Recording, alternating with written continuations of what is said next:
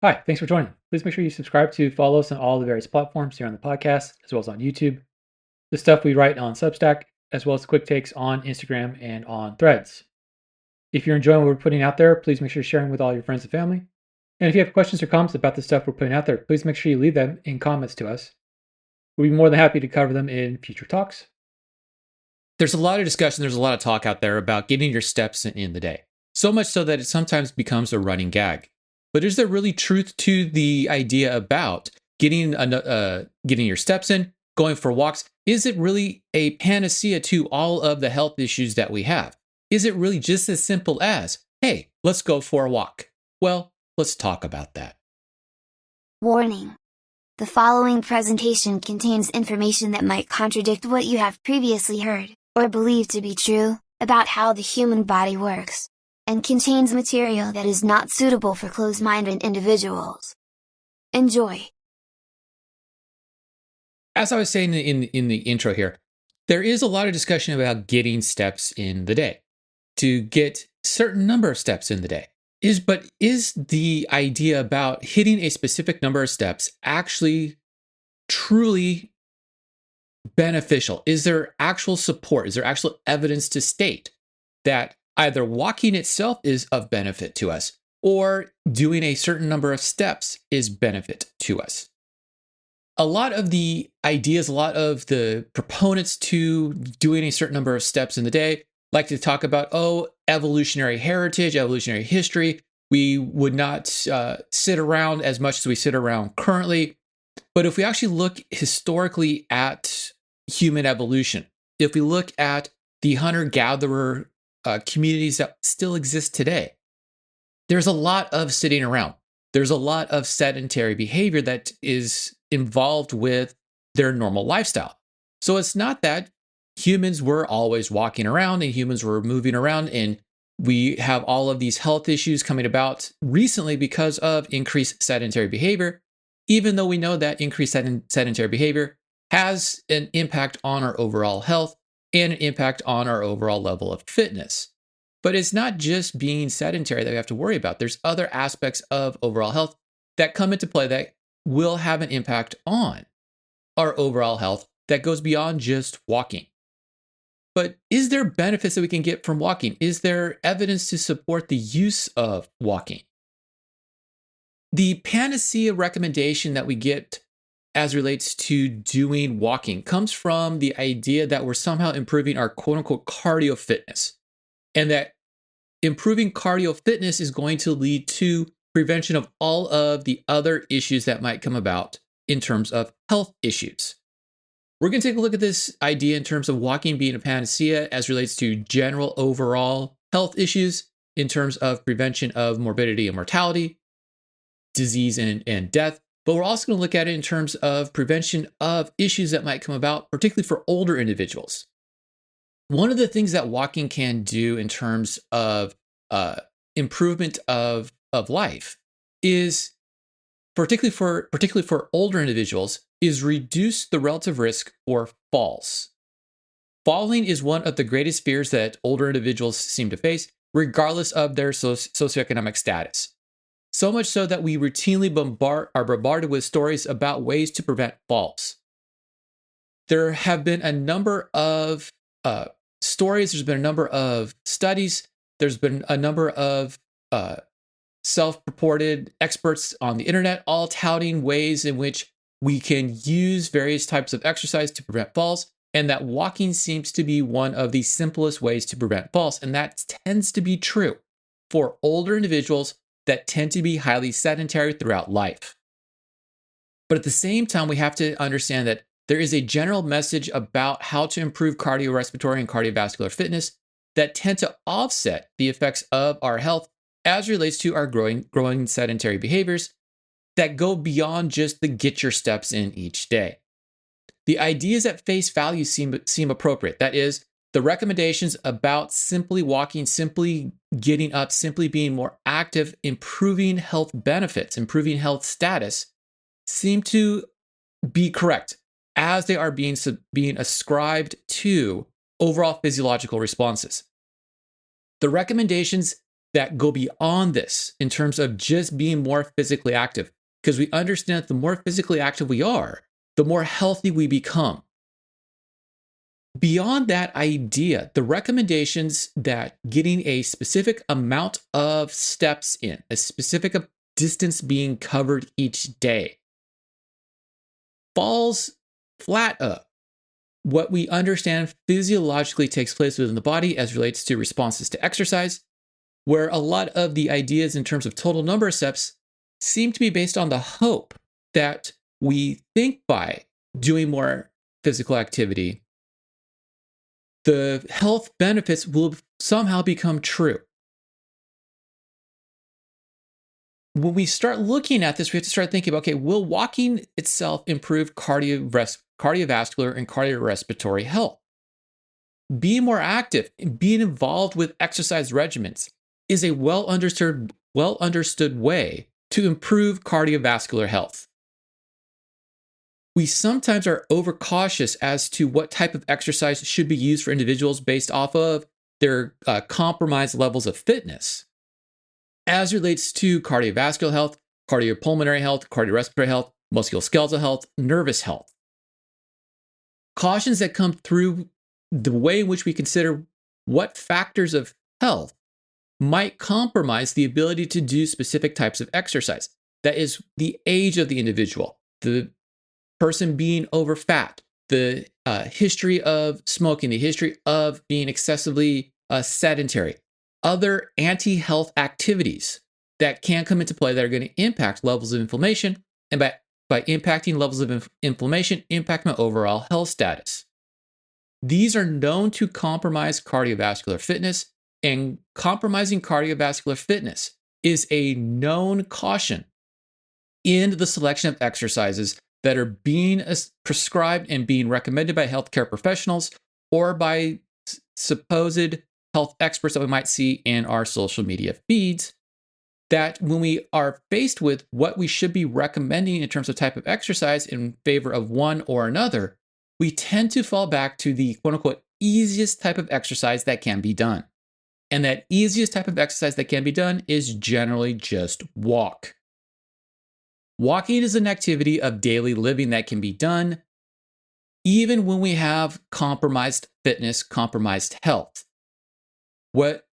Regardless of what type of compromising health issues we might face. The research that we have indicates that a range of between 2,700 and 8,000 steps per day leads to a reduced risk for preventable cardiovascular diseases and preventable deaths from cardiovascular diseases. This is where we get several organizations, the American Heart Association, the American Diabetes Association, the American College of Sports Medicine, the Centers for Disease Control and Prevention, all making the general advice of 5,000 to 10,000 steps as being the goal for most adults to reach each day. The evidence being cited here is based on three distinct changes that are seen in cardiovascular function, cardiorespiratory function, that come from walking or come from endurance exercise in general.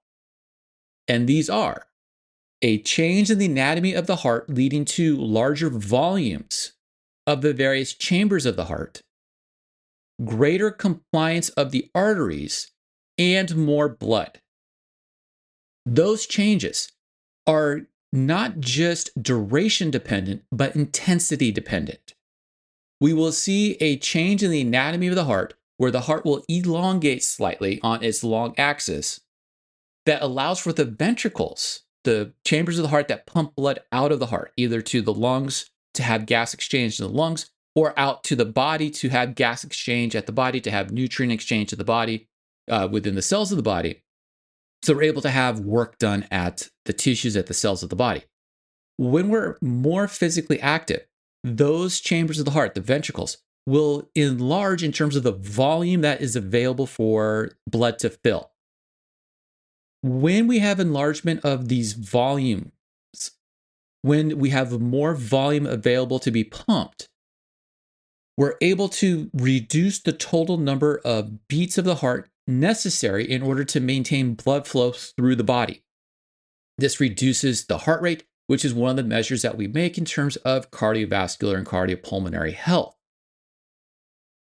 Corresponding to that enlargement in the volume of the heart, we will see changes within the vasculature of the heart, the vasculature of the body, the blood vessels themselves, where the arteries will be able to expand and return back to their normal volumes, which we call compliance. That is, they become more stretchy. They become more, it's easier for blood to flow through them when we have greater amounts of compliance, and this reduces blood pressure. The reduction in blood pressure with the greater volume of blood being moved by the heart allows for better efficiency of the cardiovascular side of the cardiopulmonary system, which allows for greater levels of endurance to take place. And these changes come about particularly when the exertion of the physical activity is at what is usually ascribed subjectively as a moderate level of intensity. That moderate level of intensity is something where, if we want to look at it in terms of heart rate, is when we're in our 70% of our heart rate reserve. Or if we want to think about it in terms of subjective, that is where I am exercising at a level of intensity where I'm breathing heavily, but still able to carry on a conversation with the person who I'm working out with. One of the side effects, if we want to think about in terms of side effects, one of the adaptations that come about from doing this endurance exercise at least moderate intensity for somewhere in the neighborhood of 30 minutes to 45 minutes, at least 3 to 5 times per week, is a signal within the body that we need more blood cells, in particular the red blood cells, the cells that carry gases around the body. But we don't want to increase the hematocrit. That's the relationship between the blood cells that we have in the body and the amount of blood that we have in the body. So what ends up happening is that we're going to start to produce more blood cells, and as we start to produce more blood cells, we're going to compensate by increasing the amount of blood volume that we have. And so not only is the heart itself going to be able to accept more volume and move more volume, not only are the blood vessels going to be able to become more compliant, to become more stretchy, to allow for blood to more easily flow through the body, but we're now going to have more blood available. All of these changes interact to allow for a more efficient heart, a lower resting heart rate, a lower heart rate at submaximal levels of exertion and at non-exertional rates, as well as changes within the tissues of the body where we're going to start to see signals that will stimulate mitochondria functions. And by stimulating mitochondria functions, we're going to increase our aerobic capacity, the improvement in the cardiopulmonary side, the improvement in the metabolic side leads to a delay in the onset of fatigue during activity, which means that we have greater levels of endurance. And that greater levels of endurance allow me to do activities for longer periods of time and at higher efficiencies than I would when I was highly sedentary.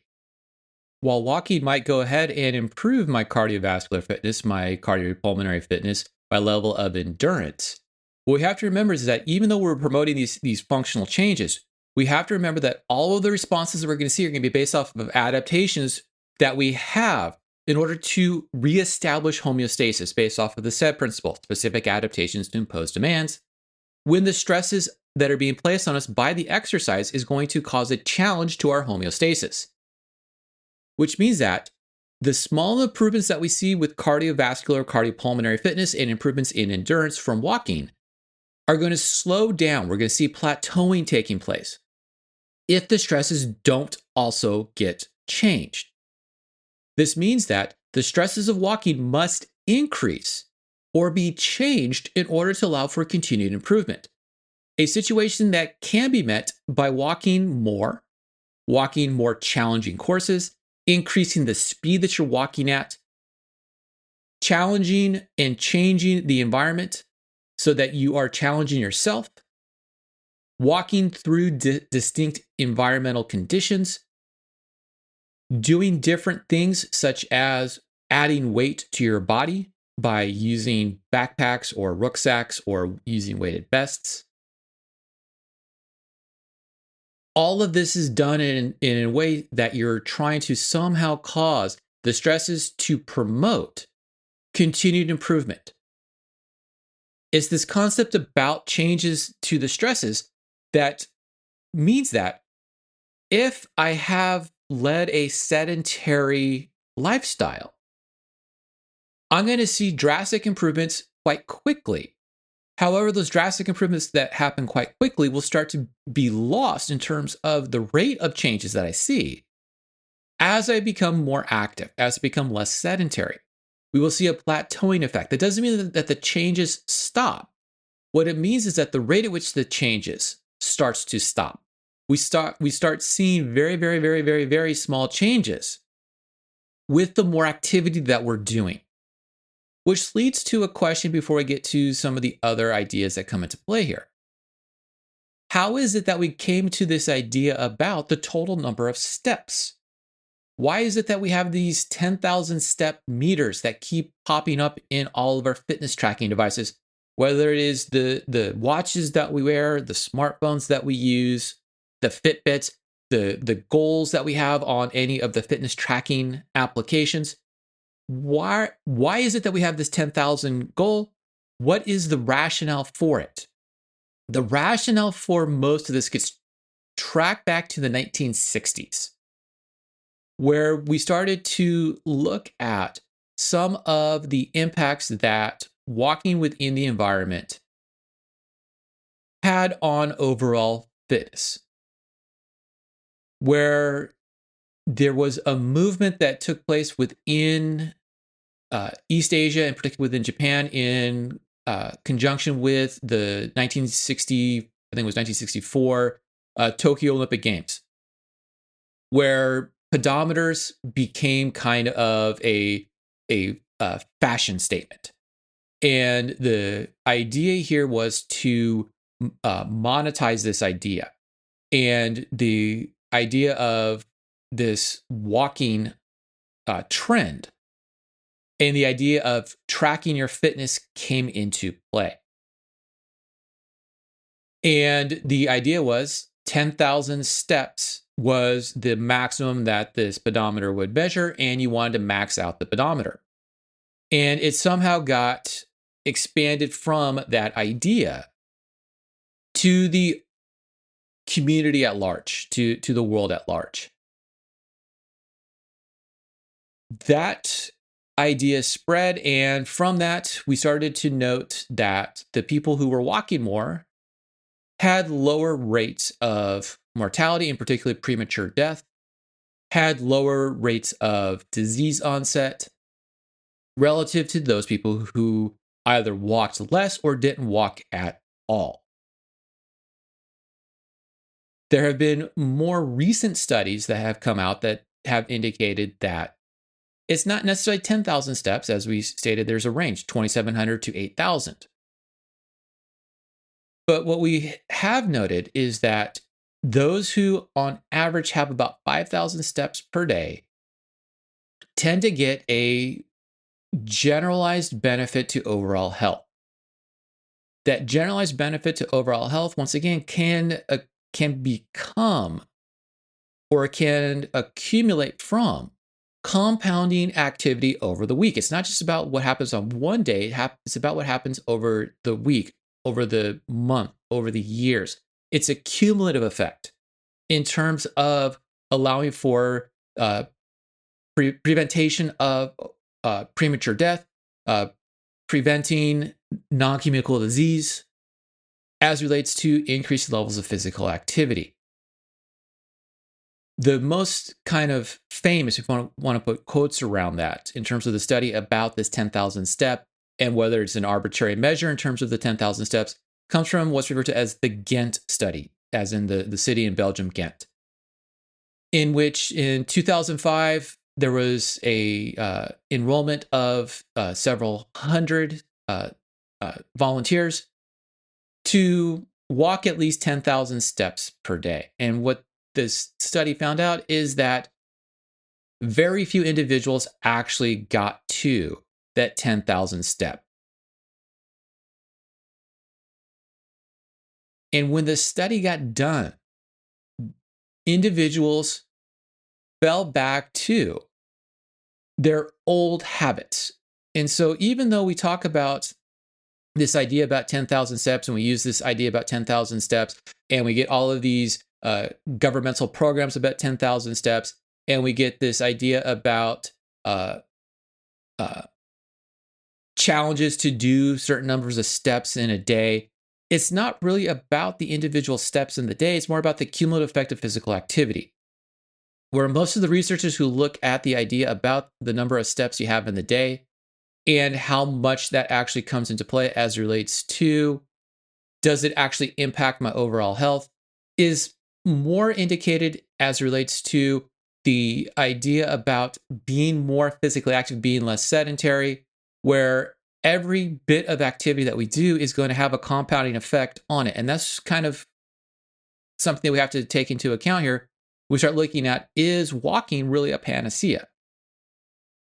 Now, for people who are older, people who are health compromised, people who are highly sedentary, there are other things that come into play as it relates to the benefit from walking outside of improved endurance, improved cardiorespiratory efficiency, improved cardiovascular efficiency, improved cardiopulmonary efficiency.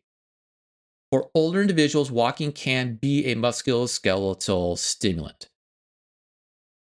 One of the things that happens as we age, one of the things that happens as we become less active, is that we have less stress on the bones and the muscles of the body, which means that they're less likely to, quote unquote, remain around.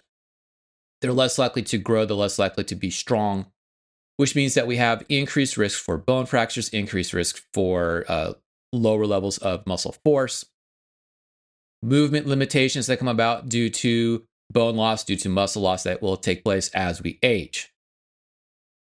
And for older individuals, walking becomes a very efficient exercise to cause overload to the muscles, overload to the bones, to allow them to grow and stay healthy. Just standing and walking can load the bones anywhere from 1.25 to 2 times body mass, depending upon how you're standing and how you're walking. The faster I start to walk, the more load I have on the bones, the more muscle strength I need in order to move the body. And that's enough to allow for prevention of musculoskeletal injuries. The other thing that comes into play whenever we start talking about movement and talking about musculoskeletal health is that we have to throw in neural health. And the combination of musculoskeletal health and neural health means that for older individuals and individuals who are highly sedentary, we can improve fall prevention. We can reduce the relative risk for falls. Falls can occur throughout life.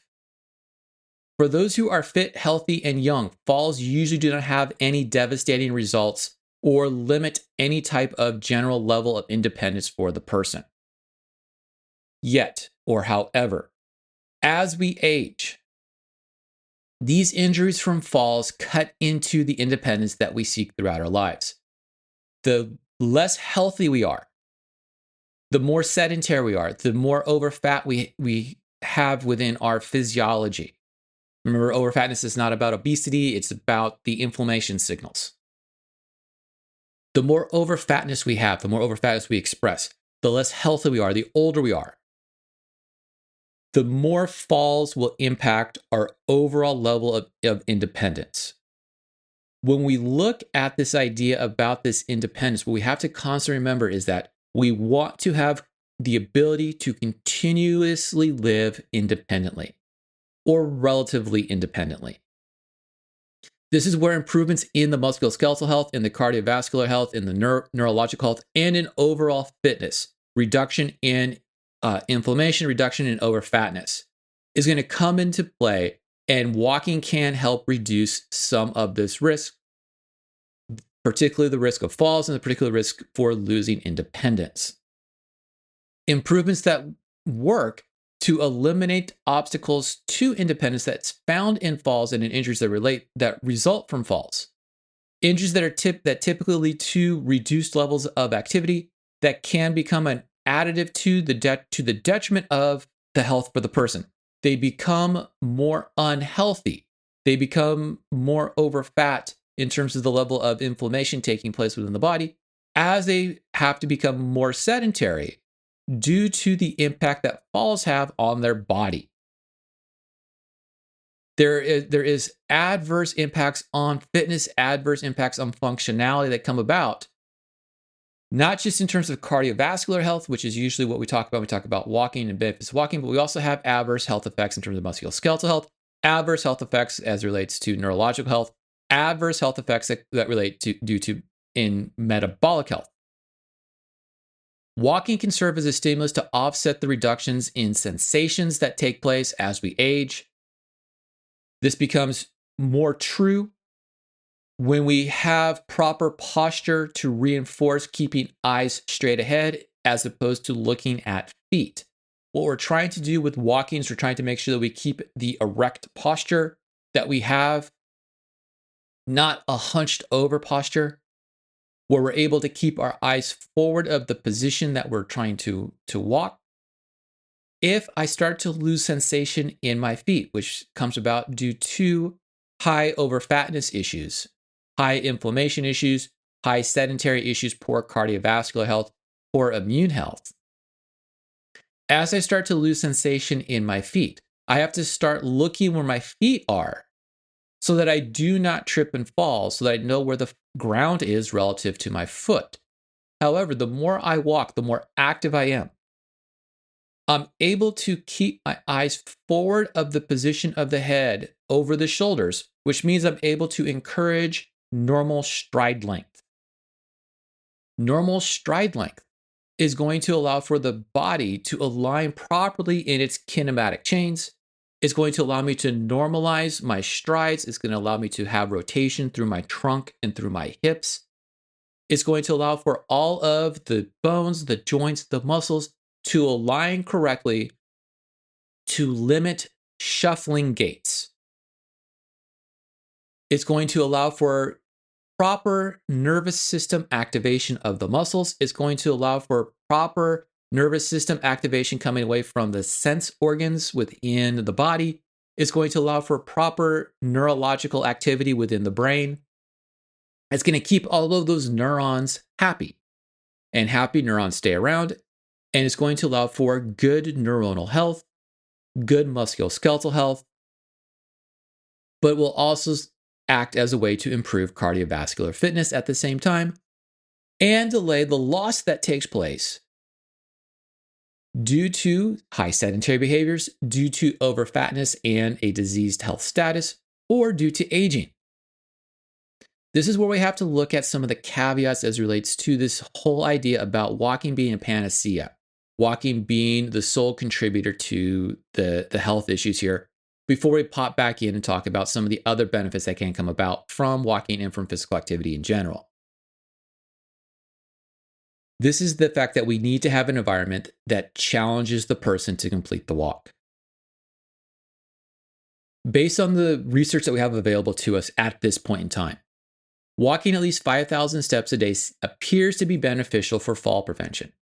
At the same time, the speed of walking will influence the need to increase the requirements to remain balanced, remain upright while walking. It's not just about walking, it's about the speed at which you walk. And it's not just about the speed at which you walk, but also the environment you find yourself walking in. The faster you walk, the more environmental stimulus you have, the greater the stress that you have in terms of muscle activity, the greater the stress you have in terms of muscle activity for coordination. The more coordination you need in order to keep the body stable.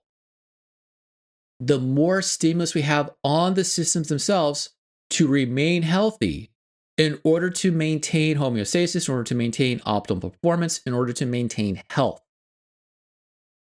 This is why we want to walk relatively quickly. This is why we want to walk in environments that are going to challenge us in terms of external stimulus, having to step over obstacles, having to walk across multiple types of ground, having various types of individuals within the environment that we have to avoid.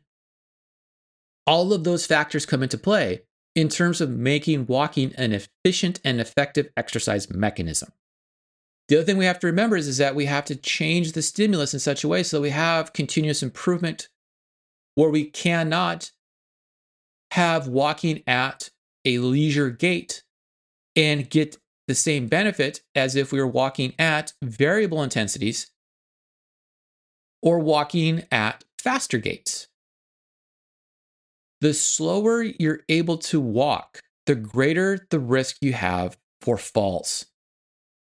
The faster you're able to walk, the lower the risk you have for falls. The more environmentally stimulatory, the harder the environment is to move through. The more stimuluses that you have in the environment, the lower the risk you have for fall. The more stationary the environment, the less stimulatory the environment, the higher the risk you have for falls. And this is because we have two key factors coming into play here. The first one deals with the speed of walking, as we were talking about just a few minutes ago. The faster I walk, the more physical load I have on the body, the more the muscles have to contract to control the loading phases of the gait, as well as the propulsion phase of the gait. The more load I have on the bones, the stronger the bones will remain. The more I have to turn on and off muscles quickly, the more I have to coordinate what muscles are contracting versus what muscles are relaxing versus which muscles are just statically contracting in order to keep me stable. The more neural activity I have taking place, the more coordination that takes place within the musculoskeletal system, the more coordination is going to take place within the nervous system, which is going to make the nervous system that much stronger. Because we have to be able to coordinate quickly in order to maintain stability. The other thing that we see with walking, the other thing that we see with the idea about physical activity as it relates to this idea about, is walking a panacea? And this is where a lot of people have these recommendations for, just go ahead and walk if you are highly sedentary, or go ahead and do what we see with a lot of organizations, particularly professional organizations or companies, where they have some sort of step competition taking place or walking competition taking place, is that we see a reduction in stress hormone levels.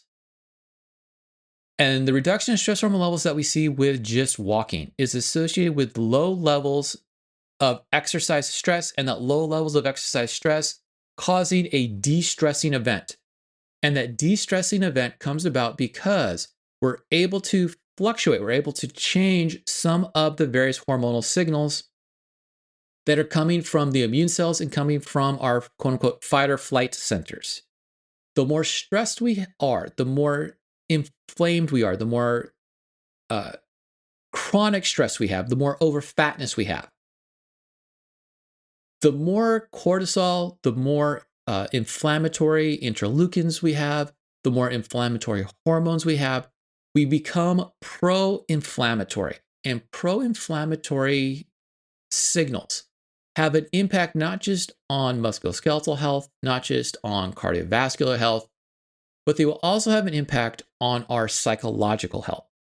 And this is where there is some evidence to support doing walking exercises, doing walking activities as a de-stressing style of exercise, as a relaxation style of exercise, reduces levels of stress, reduces levels of cortisol, reduces levels of inflammatory hormones, that improves mood, that reduces anxiety levels within individuals, independent of any other changes in health status. This becomes important because for a lot of us, workplace stress, lifestyle stress can lead to a secondary signal within the inflammations that we have due to sedentary behaviors, due to overfatness issues, that compound the level of inflammation that we have, that lead to a level of chronic inflammation that becomes a stimulatory event that will stimulate the development of metabolic or non-communicable diseases that we're trying to prevent with exercise, that we're trying to prevent with lifestyle modifications. Which means that we can get benefit from walking. Whether that benefit is going to be, whether it's musculoskeletal health, cardiovascular health, cardiopulmonary health, general level of endurance, general level of metabolic health. We get benefits from walking. There's benefits that come about from in terms of psychological health as well. There's a problem with this, and it goes back to something that we've talked about previously. It's about self-selection. It's about self-motivation and not coercion. This is where a lot of the company policies about the walking programs, this is where utilizing the fitness trackers can become problematic, particularly if we're doing this in terms of competition. Particularly if we're doing this in terms of competition, where I do not self-select to do endurance exercise or endurance style exercise, where we're not going to get this, may not get the same benefit, both psychologically as well as neurologically, that we would get if instead of doing walking, we would choose to do something else, where I'm only going to do the walking when I'm being coerced to do the walking. This is kind of the take-home message from the Ghent study that I mentioned earlier, in terms of the enrollment of the few hundred people and watching them do the 10,000 steps per day, where only 8% were actually able to complete that task. And a majority of the individuals fell back to their typical pattern of behavior. And that's because they did not self-select to do the 10,000 steps. Walking is a natural occurring thing. It's an activity of daily living. We all walk. The idea that I have to walk a certain number of steps in order to be deemed healthy becomes in itself a coercive event. I'm being forced to do something that I may not actually select to do. And since I'm being forced to do something that I may not select to do, I'm only going to do it when I'm being watched. The other problem comes into play is that I'm now going to have to, particularly for the company policies, where we're going to do these walking programs or these walking challenges, I'm now comparing myself with somebody else. And if I'm comparing myself with somebody else, and I have a preconceived notion or an inherent feeling of some sort of body morphology dissatisfaction, I'm not necessarily having body dysmorphic issues, but I have a tendency, or I'm expressing body dysmorphic tendencies or body dysmorphic behaviors. The comparison itself will force me, due to that tendency, due to that intrinsic body dysmorphic behavior, to do more than I would normally do, or possibly do stuff that is beyond what is healthy, where I'm going to equate, and this is where we talked about previously, the misinformation as relates to the caloric balance issue and the calorie issues within diet and within exercise. I'm going to have this miscalculation as to how much energy is being expended in terms of walking relative to how much energy is being consumed in the foods. We're going to offset the food consumption with the walking, and I'm going to lead to, or can lead to, eating disorder issues, exercise bulimic issues, by equating what I'm doing in terms of walking to what I'm doing in terms of my diet. And this is where we have to be very careful in terms of how we approach the introduction of walking and the total number of steps in a day in terms of health benefit that can come about from walking if I self-select to walk. Within these ideas about challenges, or within these ideas about the workplace walk environment that can come about, regardless of what type of environment you work in. I've seen these even within healthcare companies, where they are actively encouraging people to walk more and more and more, where we have this idea about, sitting is the new smoking, so let's go ahead and let's develop these standing desks, without understanding that simply standing and sitting, the sedentary behaviors, is the behavior that we're trying to offset by walking, where they're putting in walkie desks and having people walk while they're doing their activities, their work activities, without understanding that I have to have a certain level of mental acuity, mental awareness, mental fortitude to do what I have to do on my tasks while walking. The multitasking idea, we do not become more efficient when we multitask. We actually become less efficient when we multitask. And so walking while trying to do work can become a multitasking event that can lower my relative ability to be responsive and reflexive to what I have to do in work, because I'm becoming responsive and reflexive to having to walk so that I do not trip and fall. One of the jokes I used to tell people who would go on runs with me, when we go and do runs, what are you thinking about? And what I think about when I run is right foot, left foot, so I don't trip and fall. And it doesn't matter whether I'm on a treadmill or whether I'm outside in the environment. That's my thought plan. And so if I am walking at a walking desk while I'm trying to do work, I can't concentrate on both the walking as well as the work, because I have to concentrate on both. And by concentrating on both, I can have a lower level of concentration on what I need to concentrate on. And so we have to be very careful about some of these things. Now, within that same idea, we can look at other types of exercise mechanisms that can be just as beneficial, if not more beneficial, relative to the idea about walking in steps. And that is the idea about functional exercises, exercises that we are taking away from the rehabilitative setting and putting it into the preventative setting. We're using these things to proactively reinforce and strengthen movements so as to prevent injuries from taking place. Almost every exercise we do is a functional exercise because it's somehow going to translate out to the real world. It's going to somehow improve the functionality of the musculoskeletal system, the cardiovascular, cardiopulmonary system. Our nervous system is somehow going to improve our metabolic health, all of which is going to improve our relative level of fitness and improve our ability to be independent in what we want to be. It's going to improve, as we look at this idea about fall prevention, it's going to improve my ability to prevent falls. It's going to reduce my relative risk for falls. If we start looking at this in terms of mood regulation, this idea about the cognitive psychological improvements that we get from walking. If I'm going to self-select towards resistance exercise, towards weight training, making that weight training functional is going to be beneficial to me, not just in terms of prevention of health issues, but it's also going to help me with my cognitive, my psychological health.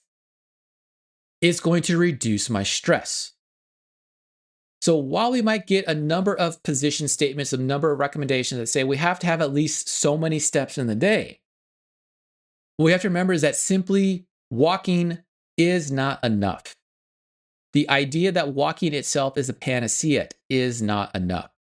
There are a whole host of factors that come into play as relates to choosing the correct exercise stimulus and the intensity of that exercise stimulus so as to make exercise and physical activity a long-term health habit. That is, we have to take into account a whole host of factors if we want to convert and change anti-health behaviors to being pro-health behaviors. Namely, the self-selection of the exercises that are being chosen. We cannot use coercion in order to get people to do exercise for long term. Walking itself, yes, is activities of daily living. Walking itself is physical activity. But in order to make it exercise, we have to change the intensity of that. We have to change the duration of that. We have to somehow put it into the periodization of exercise that we need to follow in order to have long-term benefits come about. So what can we say about this idea about walking as relates to being a panacea? Walking as relates to being the best form of exercise that we can use if it's going to improve our health. The idea that we need to have so many steps in a day, or even if it's that 10,000 steps in a day. What can we actually say?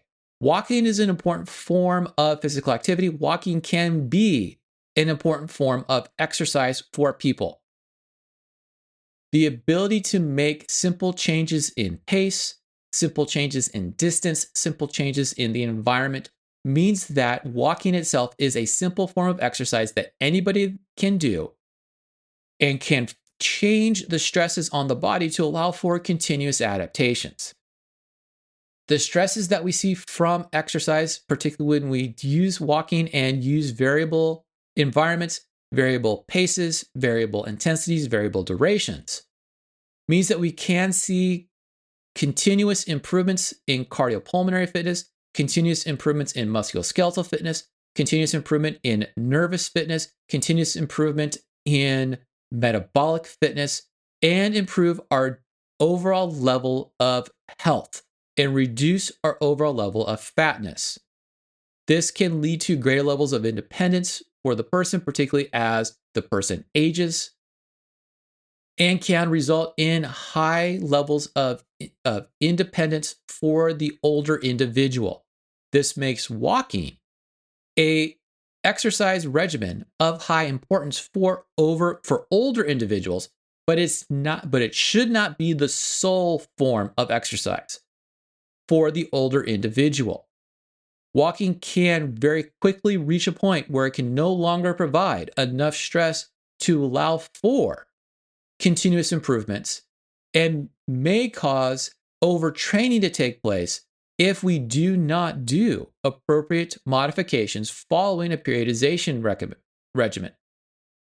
Meaning that if we should select walking as our self-selected, self-monitored form of exercise, we need to add other things into the walking regimen so as to cause enough stresses on the body to allow for continuous adaptations to take place following the periodization models that we need to use in order to allow for long-term modifications and long-term improvements in health.